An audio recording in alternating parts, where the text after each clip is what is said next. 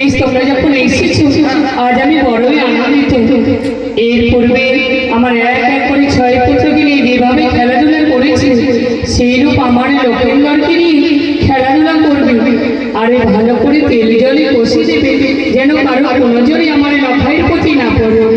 খেলাধুলা শেষ হলে আমার এই অন্যের মধ্যে নিয়ে যাবে। আমার বাচ্চাকে চিনতেই পারছেন না? হ্যাঁ, আমার বাবাও আসতো দেখে। বেশ আমার এই বাবা না নাই, আমার বাবা মরে গেছে, তার জন্য আমরা এসেছি। এই তোর বাবা বেঁচে আছে এখন? না আমার বাবা শাসন দাসি, চলো মা যাবো। আসলে জানে মা